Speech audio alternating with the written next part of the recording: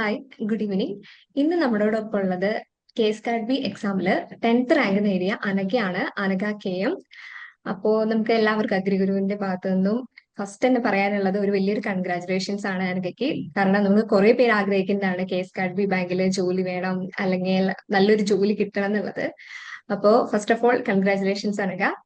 അപ്പോ how do you feel? ഇപ്പൊ എങ്ങനെ ഫീൽ ചെയ്യുന്നു? എന്തായാലും ഇപ്പൊ ഒരു റാങ്ക് ഒക്കെ കിട്ടി ഇരിക്കുകയാണ്. അപ്പൊ എന്താണ് ഫീൽ ചെയ്യുന്നത്? ഇപ്പം നല്ല സന്തോഷമുണ്ട്. ഒട്ടും പ്രതീക്ഷയില്ല 10ാമത്തെ റാങ്ക് കിട്ടും എന്നുള്ളത്. ഇന്റർവ്യൂ കഴിഞ്ഞപ്പോഴും ഒരു പ്രതീക്ഷയില്ലായിരുന്നു. എത്രയും നമുക്കറിയില്ലല്ലോ എങ്ങനെയായിരിക്കും എന്നുള്ളത്. കാരണം ഇന്റർവ്യൂവിന്റെയും മെയിൻ എക്സാമിന്റെയും കൂടെ മാർക്ക് ആഡ് ചെയ്തിട്ടാണല്ലോ വരുന്നത്. ഇപ്പം വളരെയധികം സന്തോഷമുണ്ട്. ദൈവത്തിന് നന്ദി. പിന്നെ ഈ അഗ്രിഗുരുവിന്റെ ഇതിൽ ജോയിൻ ചെയ്തത് കൊണ്ടാണ് ഈ ഒരു റാങ്ക് എനിക്ക് കിട്ടിയത്. അപ്പൊ എല്ലാ അഗ്രിഗുരുവിന്റെ ടീമിനോടും എനിക്ക് നല്ല നന്ദിയും കടപ്പാടും ഉണ്ട്. ഹലോ. ആ, കേൾക്കുന്നുണ്ട്. അനക്കപ്പോ റാങ്ക് കിട്ടുന്നൊട്ടും പ്രതീക്ഷിച്ചിരുന്നില്ല. എന്തായാലും പ്രിപ്പറേഷൻസ് പ്രതീക്ഷിച്ചിരുന്നില്ല. ഒക്കെ. കാരണം നമുക്ക് ഹയസ്റ്റ് മാർക്ക് എത്ര വരും നമുക്ക് അറിയില്ലല്ലോ. അപ്പൊ അതിനനുസരിച്ച് നമ്മുടെ മാർക്ക് മാത്രമേ നമുക്ക് അറിയത്തുള്ളൂ. അപ്പം ഇന്റർവ്യൂ വലിയ കുഴപ്പമില്ലായിരുന്നു. എന്നാലും നമുക്ക് ഒരു പ്രതീക്ഷയില്ലായിരുന്നു ഇത്രയും വരും എന്നുള്ള ഒരു പ്രതീക്ഷയില്ലായിരുന്നു. ഓക്കെ. അപ്പൊ എന്തായാലും ഈ റാങ്ക് നേടാൻ വേണ്ടിയിട്ട് കുറെ അധികം കഷ്ടപ്പെട്ടുണ്ടാവുമല്ലോ, സ്ട്രഗിൾ ചെയ്തിട്ടുണ്ടാവും എക്സാംസിന് പ്രിപ്പയർ ചെയ്യാനൊക്കെ ആയിട്ട്. പെട്ടെന്ന് എന്തായാലും കിട്ടില്ലല്ലോ. അപ്പൊ എന്തൊക്കെയായിരുന്നു പ്രിപ്പറേഷൻസിന് വേണ്ടിയിട്ട്, പ്രിപ്പറേഷൻ സ്ട്രാറ്റജീസ്, അല്ലെങ്കിൽ എന്തൊക്കെ ഡിഫിക്കൽട്ടീസ് ആണ് ഫേസ് ചെയ്തിരുന്നത് ആ ടൈമില്? ഞാൻ പ്രിപ്പയർ ചെയ്തപ്പോൾ മെയിനായിട്ട് അഗ്രിഗുരുവിന്റെ ക്രാഷ് കോഴ്സിലായിരുന്നു ചേർന്നിരുന്നത്. അത് ഒരു മാസത്തെ ഒരു കോഴ്സായിരുന്നു. അപ്പൊ അതിന് മുന്നേ പ്രിപ്പറേഷൻ സ്റ്റാർട്ട് ചെയ്തു. അപ്പോഴൊക്കെ എന്ന് പറയുന്നത് ഞാൻ എൻ്റെ തന്നെ നോട്ട്സ്, ഷോർട്ട് നോട്ട്സ് ഉണ്ടാക്കുമായിരുന്നു. എനിക്ക് ഞാൻ തന്നെ എഴുതിയ നോട്ട്സ് വായിക്കുമ്പോഴാണ് കൂടുതൽ എളുപ്പത്തിൽ ക്യാച്ച് ആവുന്നത്. അപ്പം അങ്ങനത്തെ നോട്ട്സ് POP ആണെങ്കിൽ തന്നെ അതിന്റെ തന്നെ ഇമ്പോർട്ടൻറ്റ് പോയിന്റ്സ് വെച്ചിട്ട് ഒരു നോട്ട്സ് പ്രിപ്പയർ ചെയ്യായിരുന്നു. അപ്പൊ അതിന്റെ തന്നെ ടൈം അതുകൊണ്ട് എനിക്ക് കൂടുതൽ അങ്ങനെ സ്പെൻഡ് ആവുമായിരുന്നു. അതുകൊണ്ട് കൂടുതൽ ബുക്സ് ഒന്നും എനിക്ക് റെഫർ ചെയ്യാൻ പറ്റിയില്ല. മെയിനായിട്ടും POPയും നെയിംരാജും ഒക്കെയാണ് റെഫർ ചെയ്തത്. അപ്പൊ അങ്ങനെയുള്ള ഒരു പ്രിപ്പറേഷൻ ആയിരുന്നു. പിന്നെ ലാസ്റ്റ് ആ ക്രാഷ് കോഴ്സിൽ ചേർന്നപ്പം ഏറ്റവും ബെനിഫിറ്റ് ആയിട്ട് തോന്നിയെന്ന് വെച്ചാൽ എല്ലാ ദിവസത്തെ ക്ലാസ് ആയിരുന്നു. അപ്പൊ നമുക്ക് ഓരോ പോർഷൻസും തന്നിട്ടുണ്ടായിരുന്നു. അതിന്റെ ബേസ് ചെയ്തുള്ള ക്വസ്റ്റ്യൻസ് ഡിസ്കഷൻ ആയിരുന്നു. അപ്പോൾ ഓരോ ദിവസവും നമ്മൾ ആ പോർഷൻസ് കംപ്ലീറ്റ് ചെയ്യണം എന്നുള്ള ഒരു ടെൻഷൻ ഉണ്ടായിരുന്നു. അത് കാരണം നമ്മൾ ഇതിനു വേണ്ടി സ്പെൻഡ് ചെയ്യുന്ന സമയം നമ്മൾ കുറയ്ക്കത്തില്ലായിരുന്നു. ആ ഒരു ടെൻഷൻ ഇങ്ങനെ മനസ്സിൽ നിൽക്കുന്നുണ്ട്. ഇന്ന് ഇത് തീർക്കണം, മാക്സിമം തീർക്കണം. ഇല്ലെങ്കിൽ ആ ക്വസ്റ്റ്യൻ ഡിസ്കഷന്റെ സമയത്ത് നമുക്ക് ആകെ ഒരു പുതിയ ഒരു ഇതായിട്ട് ഫീൽ ചെയ്യും എന്നുള്ള ഒരു ഇത് കാരണം അങ്ങനെ ആ ക്രാഷ് കോഴ്സിന്റെ മെയിൻ ഒരു ബെനിഫിറ്റ് അതായിരുന്നു. പിന്നെ ഡെയിലി ഒരു 3 തൊട്ട് 5 മണിക്കൂർ കറക്റ്റായിട്ട് മിനിമം ഒരു 3 മണിക്കൂറെങ്കിലും സ്പെൻഡ് ചെയ്യുമായിരുന്നു പഠിക്കാനായിട്ട്. 3 മണിക്കൂർ തന്നെ വരുമെന്നുള്ള ഉറപ്പ് ഞാൻ വരുത്തുന്നുണ്ടായിരുന്നു. പിന്നെ ചില ദിവസമൊക്കെ 5 മണിക്കൂറൊക്കെ സ്പെൻഡ് ചെയ്യും. പക്ഷെ മെയിനായിട്ട് ആ സിലബസ് നോക്കി നമ്മൾ പ്രിപ്പയർ ചെയ്യണം എന്നാണ് ഞാൻ പറയുന്നത്. കാരണം അല്ലെങ്കിൽ കുറേ വലിച്ചു വാരി പഠിച്ചിട്ട് കുറേ ബുക്സ് റെഫർ ചെയ്യുന്നതിനേക്കാളും നമ്മൾ മെയിനായിട്ട് കുറച്ച് ബുക്സ് മാത്രം നോക്കി ആ സിലബസ് കറക്റ്റായിട്ട് കൊണ്ടുപോകുന്നതാണ് നല്ലത്. ഓക്കെ. അപ്പോ അഗ്രിഗുരുവിന്റെ ക്രാഷ് കോഴ്സിലായിരുന്നു. അപ്പോ അതിലെ ക്വസ്റ്റ്യൻ ഡിസ്കഷൻ സെഷൻസ് പിന്നെ മോക്ക് ടെസ്റ്റുകളൊക്കെ ഉണ്ടായിരുന്നല്ലോ. അതൊക്കെ എത്രത്തോളം ഹെൽപ്പ് ചെയ്തിട്ടുണ്ടായിരുന്നു? അപ്പൊ മോക്ക് ടെസ്റ്റുകൾ നമുക്ക് ഇങ്ങനെ അറ്റൻഡ് ചെയ്തിട്ടും അങ്ങനെയും ലാസ്റ്റ് ടൈമിലൊക്കെ നമ്മൾ അങ്ങനെയാണല്ലോ ചെയ്തിട്ടുണ്ടാവുക. അപ്പൊ അതെങ്ങനെ ഹെൽപ്പ് ചെയ്തു ഒരു അവസാന ഘട്ടത്തിലെ പ്രിപ്പറേഷൻസിനൊക്കെ? മോക്ക് ടെസ്റ്റ് നല്ലോണം ഹെൽപ്പ് ചെയ്തിട്ടുണ്ടായിരുന്നു. കാരണം അതിലെ കുറെ ക്വസ്റ്റ്യൻസ് ഒക്കെ റിപ്പീറ്റഡ് ആയിട്ട് വന്നിട്ടുണ്ടായിരുന്നു. ലാസ്റ്റ് മിനിറ്റ് ഒക്കെ ആകുമ്പോൾ നമുക്ക് ആകെ ടെൻഷൻ എന്ത് വായിക്കണം എന്നുള്ള ഒരു ഐഡിയ ഇല്ലാതെ വരും. എന്നിട്ട് ഞാൻ കുറെ നോട്ട്സ് ഈ ക്രാഷ് കോഴ്സിലെ തന്നെ ക്വസ്റ്റ്യൻസ് എല്ലാം ഞാൻ വായിച്ചിട്ട് പോയി. തലേദിവസം വരെ വായിച്ചത് തന്നെ കുറെ വന്നിട്ടുണ്ടായിരുന്നു. അത് തന്നെ ഭയങ്കര ഒരു ക്വസ്റ്റ്യൻ കണ്ടപ്പോൾ തന്നെ ഒരു ഭയങ്കര ഒരു ഇതായിരുന്നു, സന്തോഷമായിരുന്നു. ഇത് വായിച്ചിട്ട് വന്നതാണല്ലോ എന്നുള്ള. പിന്നെ ലാസ്റ്റ് മിനിറ്റ് എന്ന് പറയുന്ന ഒരാഴ്ചക്ക് മുന്നേ തന്നെ റിവിഷൻ തുടങ്ങുന്നതായിരിക്കും നല്ലത്, പുതിയതായിട്ട് പഠിക്കുന്നതിനേക്കാട്ടിലും. അങ്ങനെ ഒരു അഭിപ്രായമാണ്. കാരണം ആകെ ഒരു ടെൻഷൻ ആയിട്ടുള്ള സമയമായിരിക്കും. അപ്പൊ എല്ലാ സബ്ജക്റ്റും നമ്മളൊന്ന് ജസ്റ്റ് ഓടിച്ചു നോക്കിയിട്ട് പോകുന്നതായിരിക്കും നല്ലത്. ഉം. ഓക്കെ. അപ്പോ നമുക്ക് ലാസ്റ്റ് ഇപ്പോ നോട്ട്സ്, ക്വസ്റ്റ്യൻസ് അങ്ങനെയൊക്കെ പറഞ്ഞല്ലോ. അപ്പൊ വേറെ ഏതെങ്കിലും ബുക്സ് റെഫർ ചെയ്തിട്ടുണ്ടായിരുന്നോ?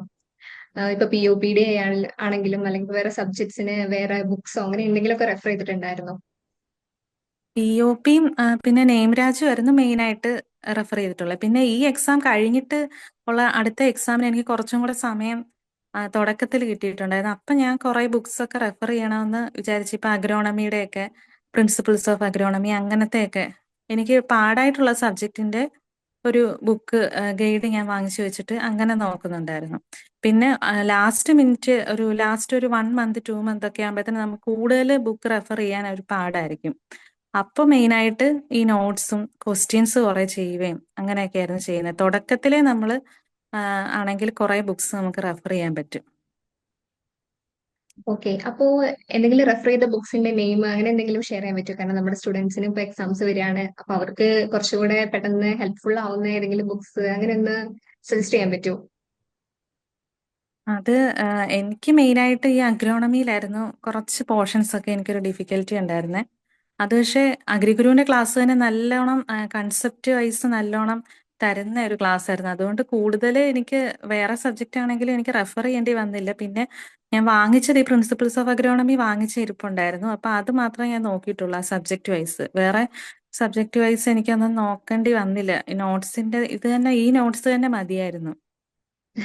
ആ, ഓക്കെ. നമുക്ക് പിന്നെ ഇനിയിപ്പോ അഗ്രിഗുരുവിന്റെ കാര്യങ്ങളൊക്കെ പറഞ്ഞല്ലോ. ഇനി നമുക്ക് പറയാനുള്ളത് ജനുവരി 4 നമുക്ക് ഫാം അസിസ്റ്റന്റ് എക്സാം ആണ്. പിന്നെ അത് കഴിഞ്ഞാൽ ജനുവരി 18 ഫുഡ് സേഫ്റ്റി ഓഫീസർ എക്സാംസ് ഒക്കെ ഉണ്ട്. അപ്പോ എക്സാംസിന് ഇനിയിപ്പോ ലാസ്റ്റ് ടൈം ആയല്ലോ. അപ്പോ എല്ലാ സ്റ്റുഡൻസും ഇങ്ങനെ എന്താ ഇനി ലാസ്റ്റ് മിനിറ്റിൽ ചെയ്യേണ്ടത്, എല്ലാവരും ഭയങ്കര ടെൻഷനിലാണ്. ഇനി എന്താ പഠിക്കേണ്ടത്, ചിലവരൊക്കെ ഇപ്പോഴും ഇനി എന്താ പഠിക്കുക അങ്ങനെയൊക്കെ ആലോചിച്ചിരിക്കുകയാണ്. അപ്പൊ അവർക്ക് എന്തെങ്കിലും പറഞ്ഞു കൊടുക്കാനായിട്ട് എന്തെങ്കിലും ഒരു മോട്ടിവേഷനോ അല്ലെങ്കിൽ എന്തെങ്കിലും ടിപ്സോ അങ്ങനെ എന്തെങ്കിലും ഉണ്ടോ? ഇനി ഒരു ഷോർട്ട് ടൈമേ ഉള്ളൂ. അപ്പൊ ആ ഷോർട്ട് ടൈമിൽ അവർക്ക് എങ്ങനെ പഠിക്കാം, അങ്ങനെ എന്തെങ്കിലും ടിപ്സ്? ആ, ഇനിയിപ്പോ ഈ ഷോർട്ട് ടൈമിൽ മെയിനായിട്ട് പറയേണ്ട ആദ്യം ടെൻഷൻ ഒന്നും ഇല്ലാതെ നമുക്കൊരു പോസിറ്റീവായിട്ട് നമുക്കെല്ലാം ക്രാക്ക് ചെയ്യാൻ പറ്റും എന്നുള്ള ഒരു രീതിയിൽ ആദ്യം ഒന്ന് മനസ്സ് റെഡിയാക്കണം. പിന്നെ ആ, എന്തുവാ നമുക്ക് ആ സിലബസ് ഉണ്ടല്ലോ, സിലബസിൽ ഇപ്പൊ എല്ലാം ഈ ഫാം അസിസ്റ്റന്റിന്റെ ആണെങ്കിൽ എല്ലാം സെയിം ഈക്വൽ മാർക്ക് ഡിസ്ട്രിബ്യൂഷൻ ആണ് അതിൽ കാണുന്നത് സിലബസിൽ. അപ്പം എല്ലാ സബ്ജക്റ്റും ഇപ്പോൾ ഉള്ള ദിവസങ്ങളിൽ ഡിവൈഡ് ചെയ്തിട്ട് നമ്മൾ മാക്സിമം എല്ലാ സബ്ജക്റ്റും ഈക്വൽ ടൈമിൽ നമ്മൾ കുറച്ച് സ്പീഡിൽ എല്ലാം ഇമ്പോർട്ടൻ്റ് ആയിട്ടുള്ള കൺസെപ്റ്റ്സ് ഒക്കെ വായിച്ചു വായിച്ചു വിടണം. എന്നിട്ടൊരു ലാസ്റ്റ് ഒരു എക്സാമിന് ഒരു 2-3 ദിവസം മുന്നേ നമ്മളൊന്ന് ഫ്രീ ആയിട്ടിരുന്ന് നമുക്ക് ജസ്റ്റ് ഏറ്റവും പാടായിട്ടുള്ള സബ്ജക്റ്റ് ഒക്കെ ഒന്ന് നോക്കി വിടുക. പിന്നെ ഇതിന്റെ ഇടയ്ക്ക് മോക്ക് ടെസ്റ്റും ക്വസ്റ്റ്യൻസും ചെയ്യേണ്ടത് ഭയങ്കര അത്യാവശ്യമാണ്. കാരണം അതിലൂടെ നമുക്ക് ആ സ്പീഡും നമുക്ക് എങ്ങനെ ക്വസ്റ്റ്യൻ അറ്റൻഡ് ചെയ്യാൻ പറ്റും എന്നുള്ള ഒരു ഇതും വരും.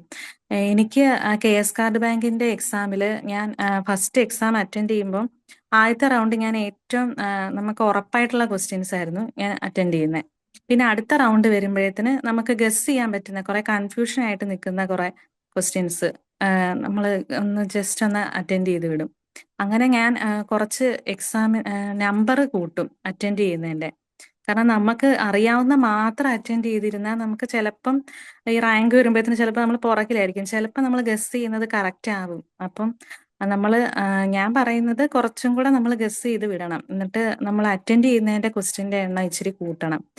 ഫുള്ള് നെഗറ്റീവ് വാങ്ങിക്കണം എന്നല്ല, എന്നാലും നമ്മൾ കുറച്ചുകൂടെ ഒന്ന് കൂട്ടി വെക്കണം. പിന്നെ അന്നത്തെ എക്സാമിന് എക്സ്റ്റൻഷൻ ഒക്കെ കുറെ സ്റ്റേറ്റ്മെന്റ് വൈസ് ആയിരുന്നു.